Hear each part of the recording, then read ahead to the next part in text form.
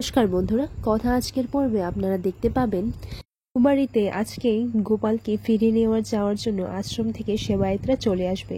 আর তার জন্যই কর্তা দিদা আর কর্তা দাদু কথাকে বলেছে সব জোরসোর করে আয়োজন করতে। আর সত্যি কর্তামা বলে এই কথা যদি না থাকতো তাহলে আমাদের এই বিপদ থেকে কে রক্ষা করতো বলো তো।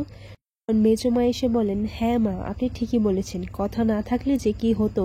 এরই মধ্যে কোথা চিত্রার সে হাতের আংটিটা দেখার চেষ্টা করে। তখন চিত্রা বুঝে যায় যে কথা আমার হাতের আংটিটা দেখার চেষ্টা করছে, কিন্তু এই আংটিটা এত জোরে আটকে পড়েছে যে কিছুতেই খুলতে পারছি না। এই আংটিটাও না।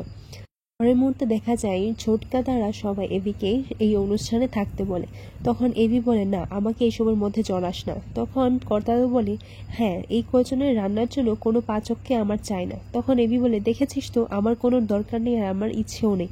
তখন কথা বলে, আচ্ছা, আপনার ভালো নাই লাগে যখন, তখন আপনি থাকলেই তো পারেন, আপনার কিছু করতে হবে না। আচ্ছা, আপনি আনারসে মোহনভোগের কথা শুনেছেন? তখন এবি বলে, না, আমার কোনো দরকার নেই এইসব শেখার, তুই শেখ। এই সমস্ত কথাবার্তা নিয়ে কথা আর এভির মাঝখানে হিংসুটে শুরু হয়ে যায়। আর এদিকে ঠাম্মিও মজা করতে লাগে। এরপর দেখা যায় কথা সবাইকে আনারসের মোহনভোগ কি করে তৈরি করতে হয় সেই সবটাই এক এক করে সবাইকে দেখিয়ে দিচ্ছে। কথা আর বাড়ির বাকিদের সাহায্যে কথা নিজের হাতে সেই ভোগটা রান্না করে নেয়।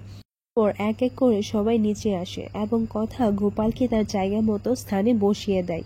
আর নীলাদ্রির মাও সেখানে চলে আসে।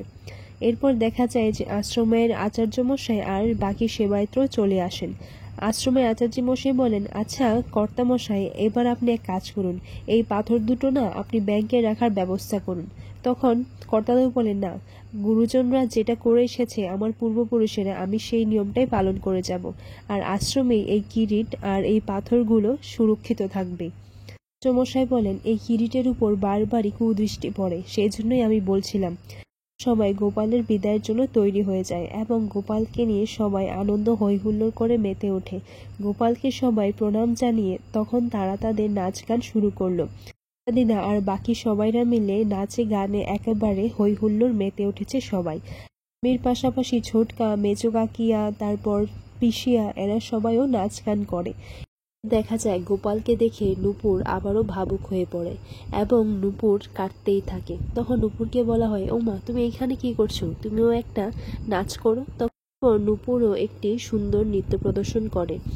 ছোট থেকে বড়রা সবাই আনন্দে মেতে উঠেছে এবং সবাই এক এক করে একজন গান গাইছে আর নয়তোবা নাচ করছে। প্রিয়ার নাচ দেখে নীলাদ্রি খুবই মুগ্ধ হয়ে প্রিয়ার দিকে তাকিয়ে থাকে। তখন নীলাদ্রির মা ওকে ঠেস দিয়ে বলে, কি রে, কি দেখছিস? তারা চার ভাই বোন মিলে একটি নৃত্য প্রদর্শন করে। পর ছোটকা বলে, এইবার সেই দুজনই নাচ গান করবে যারা কখনো একসাথে কিছু করার কথা ভাবতেই পারে না, কিন্তু সময় তাদেরকে একসাথে করে দেয়।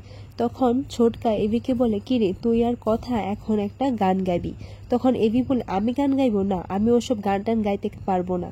এরপর কথা গোপালকে প্রার্থনা করে বলে, হে গোপাল, তুমি ক্ষমা করো, তুমি তো জানো পাচক মশাই কেমন, ওরা নিও না ঠাকুর। আর এভাবে আজকের পর্বটি শেষ হয়। পরবর্তী পর্বে দেখা যায় যে কথা যখন একা একাই জুনিদের সাথে নাচ করছিল তখন এভি হঠাৎ করেই কথার তালে তার সুর মেলায়। আগামী পর্বে এরকমই কিছু একটা দেখতে চলেছি। ধন্যবাদ।